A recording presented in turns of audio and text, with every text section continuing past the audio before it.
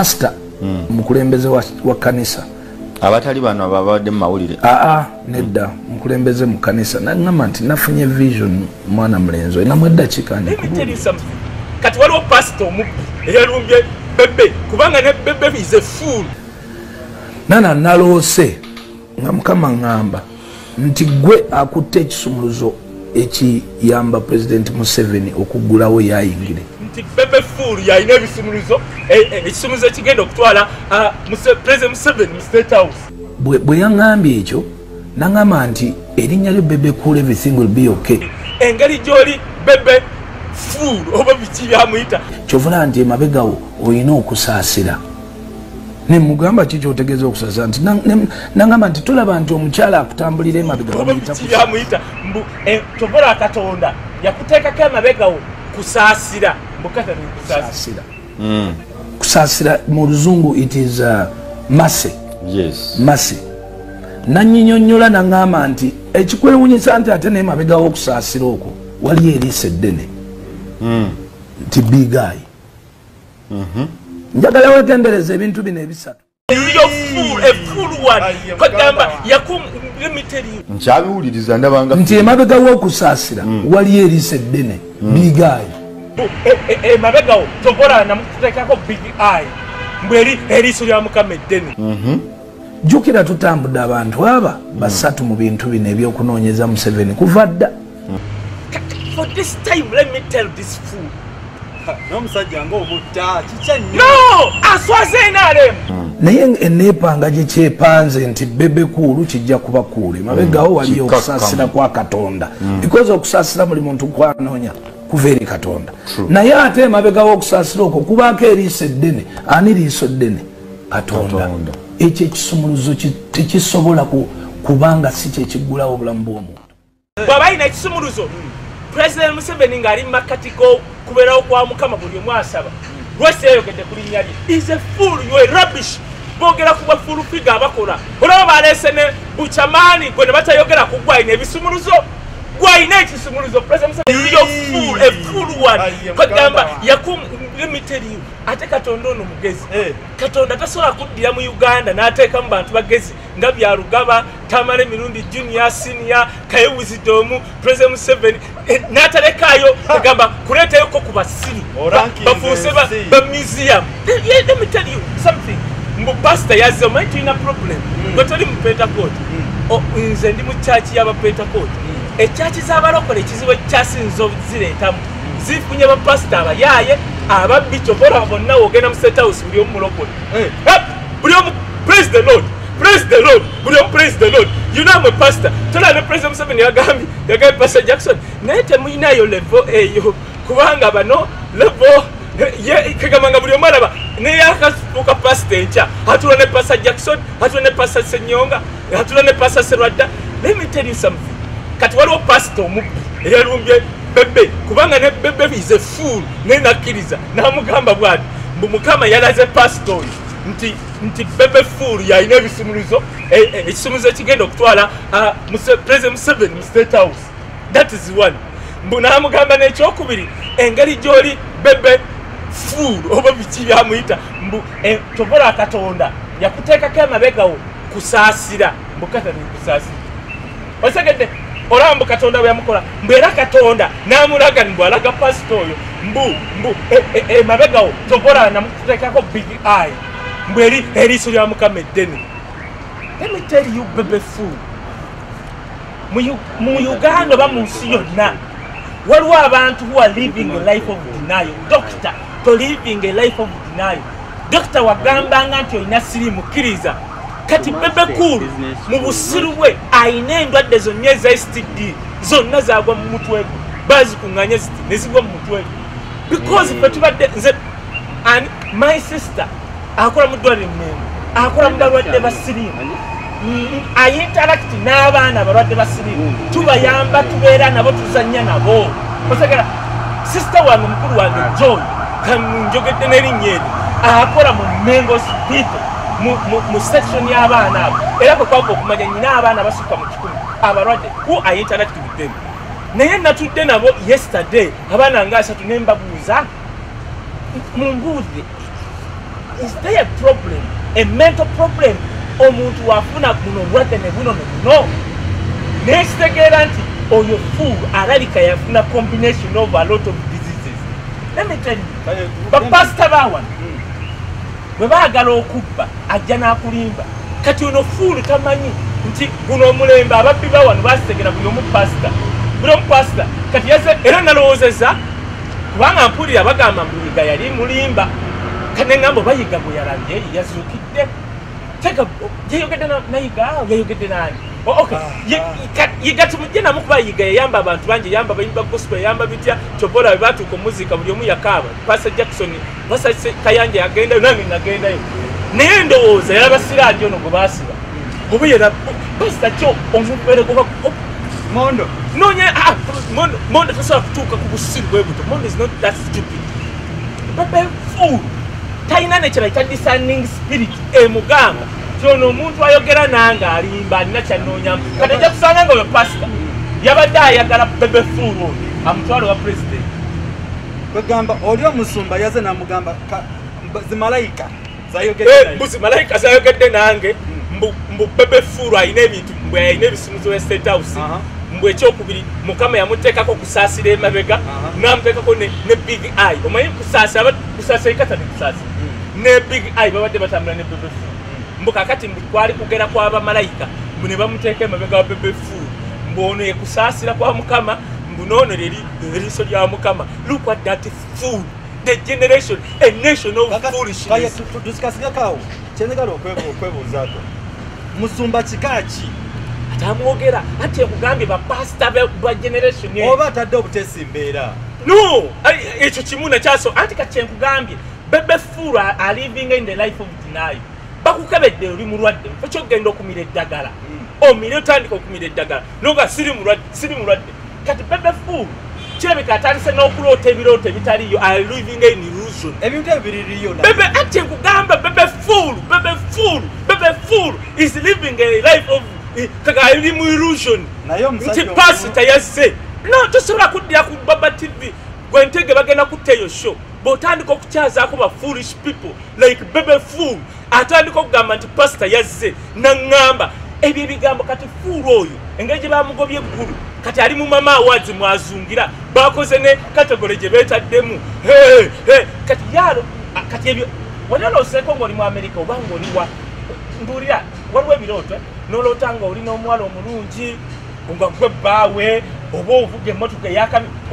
wanafunyeko ekirooto nga oli oba osula kololo nga kituufu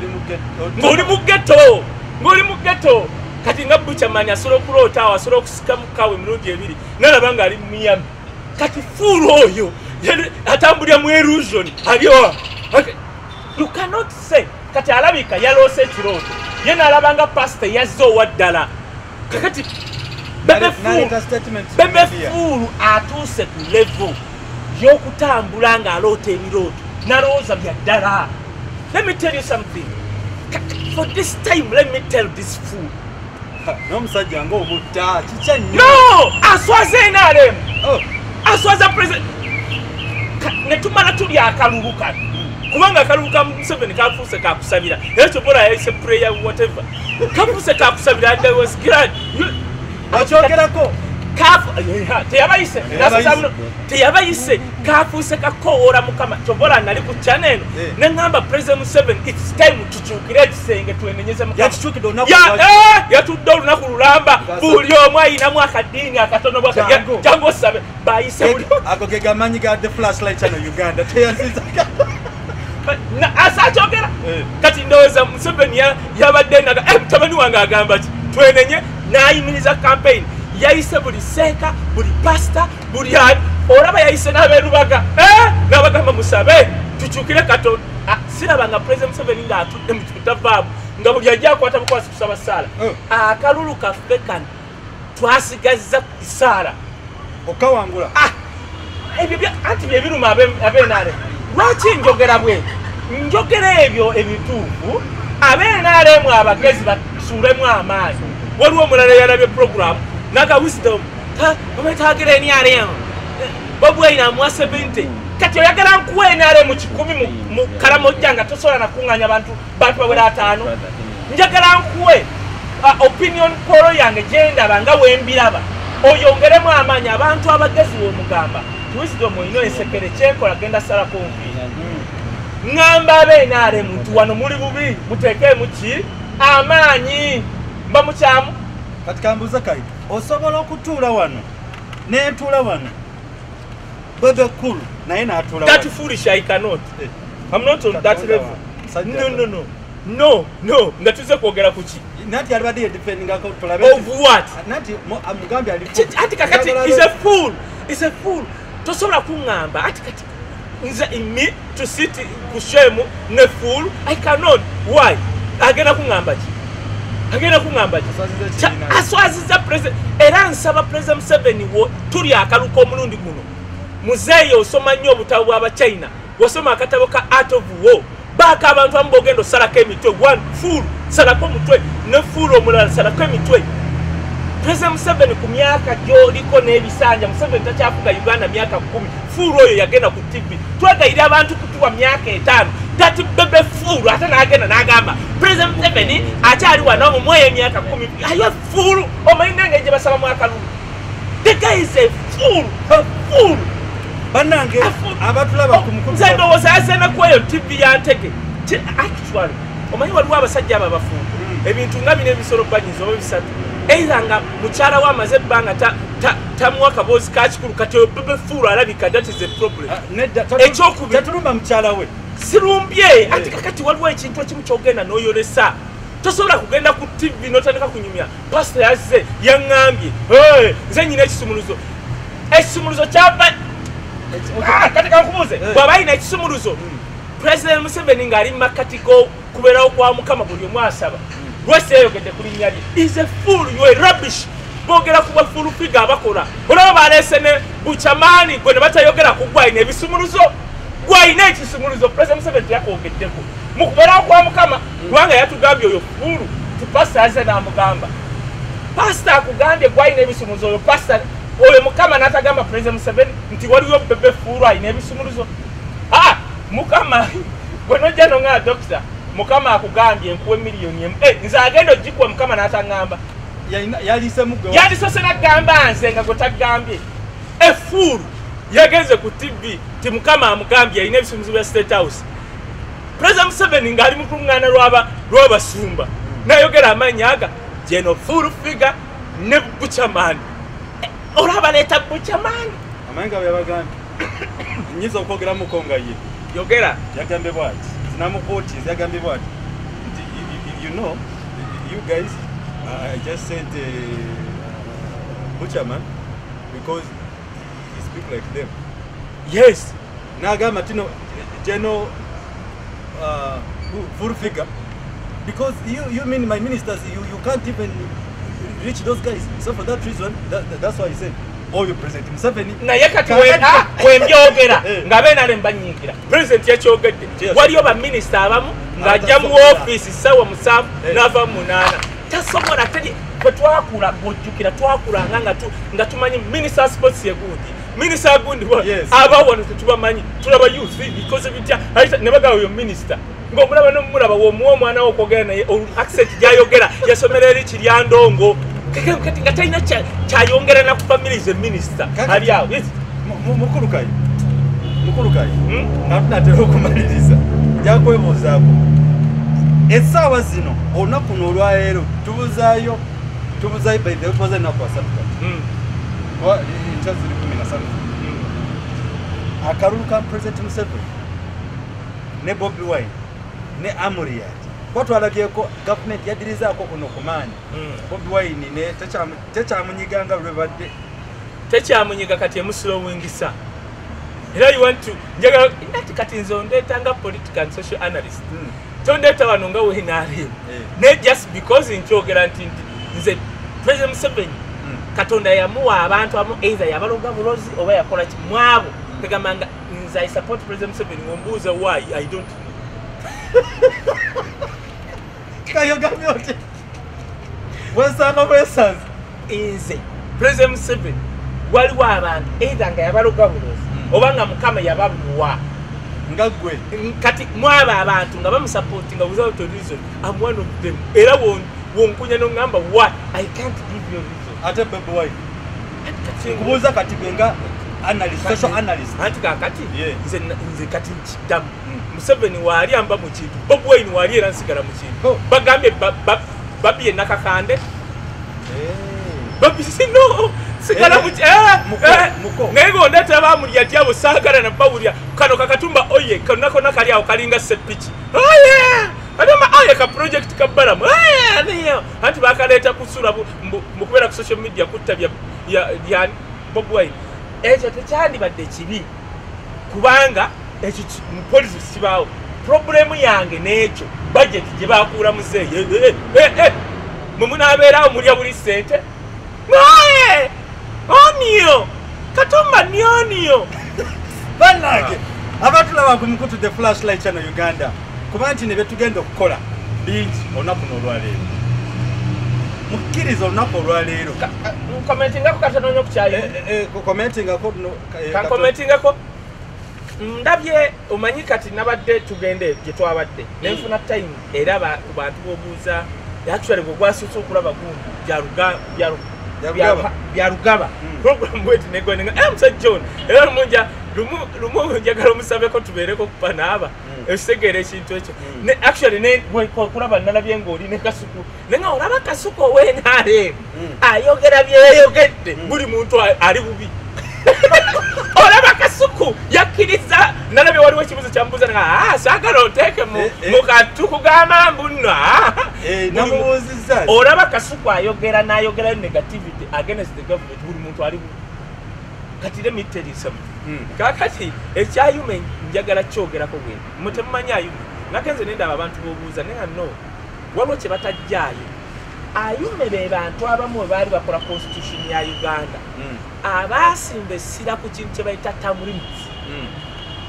ayume yali muweereza wa gavumenti oyo musajja n'asimba n'agamba no president alina okuba n'ebisanja ebyo yali ayume oyo ayume newapaka bulungu obayitamu ayuma omugenzi bakono omwana we kati bwe yakisi omanyi otya nga MP nga MKZ ayume oyo yali omuwolereza wa gavumenti ye yaleeta oba newapaka bulu balinga abantu basatu naye tujjukira ayume kubanga ffe by that time abasomerako mu masomero g'abategeera e Kampala batutwalanga mu galare eyo galare nga tenakufuukamu bano banyambi otungaye mugundi nga ateesa n'enteesa gy'ateesa goba mu galare oyagala mukwa kanyugayo muguwa musikayo eyo parliament yanyuma ku abo sekandi abo tolaba sekandi oyo vice president n'omulabira awo ng'ali awo now kati ayume yasimba ekintu ekya term limit the problem nti bayume tebategeera actually bandikisibye ne bali abagezi babatega akantu nti kisolo kyuka singa kimu kyakusatu bikoze bityo kitegeera naye singa naye ate bo tebalowooza yo abasajja babakapabulo bayume baani nti no basobola okujjawo abemupya abanyampi abasobola okwegamba okukyusa ebintu nga bawadde ssente ndi muwagiza President Museveni ye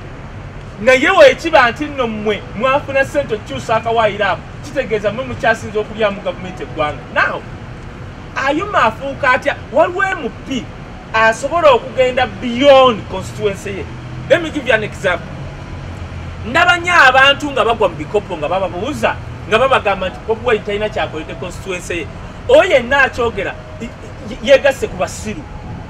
Njagala nkubuule dokita ffenna tulaba CNN tulaba Al Jazeera tulaba BBC wali awuliddeyo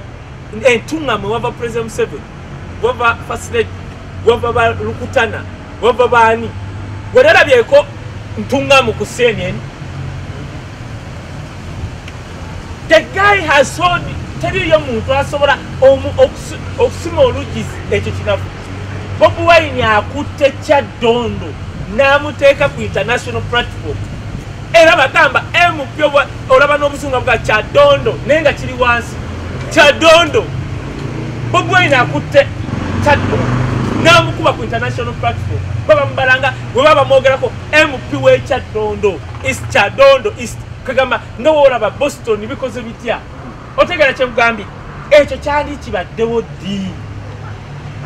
namwe abava entungamu teri yali aboogeddeko ntungamu tetukanko ku CNN tulaba Bobi Wine nga bagamba MP Kyadondo mwe baba boogerako boogera mannya gammwe tebaagala kumanya byalo byammwe gye muva. The best thing Bobi Wine has done mu constituency tetujja kusooka kubala birala kwe kuddira ekintu kye bayita Kyadondo n'akiteeka ku international platform. Kitegeeza abantu basobola okuba ebulaayi yonna nga bazze kukyalirako ku Kyadondo okulaba omusajja akasajja bwekati akakanze Bismarck of Africa. Wamanyi nti Kyadondo esobola okufuna b'MP n'abantu baayo ne batandika okuzimba ziwoteri ng'abazungu bajja kulaba bulabi Kyadondo. Kyoboolaba kyobola nagamba gundi basajja biwempe ne mugamba oyo muyita simanyi mivule teriyo muvule gusobola kuba nga bakumenya namugamba ate ekirungi omanyiza enyogera ebintu abantu abo nyini ne banyiga naye bamala ne bandaba nagamba basajja biwempe nti bw'oba oli muvule tewandiikiriza kutuula nabbalamu kubanga ebyo byonna by'osobye ne pickup tagenda pikuba naye nabandaba evidiyo nga ali mu vidiyo naye ali kukola ki ali mu kuyomba ng'ayombesa bbalamu naye nga nze nali mulumba bonna bansekerera ne bampita mubi. Now nagamba basajja oyo ne mugamba bw'obadde emagere nga teri amanyi magere oli musajja mukulu okusinga kali akaani lwaki Bobi Wine tolaba nti alina kyakoze kuba tutegedde emagere nga tumutegedde ku Bobi Wine otegedde kye ngambye waliwo ebitundu ne ba Kampala Central Muhammad Nsere kutagenda nako ku CNN ne bagamba MP wa Kampala Central no naye Bobi Wine abeera ku CNN ne bagamba Bobi Wine MP Kyadondo is that alone is enough. Bagamba jalinyale Chagulani kale fatugenda kutambula tugenda kuba oyingira bwotyo tuse ku gundi ku airport ya Kennedy ne bagamba where you coming from? I'm from tetugenda Sosa Uganda. I'm coming from Kyadondo East. Tetugenda ngokwogera I'm coming from Kyadondo East. Wetuba tusaba visa obeera wa Kyadondo East atuwotunda sokomaleze mukulu kali kati Bobi Wine okwenda osinga ono omulenzi Dr. Ayume mutabani oli omugenzi waliwo b'MP abaafuuka ne bagenda beyond their constituency the likes of Ayume oli eyafa otegedde kyoboolaba abantu b'Ekoboko bawa omuwala ono ne bamutestinga kubamwa all the chances anite naye bwe bapimamu ti omusajja Ayume abaali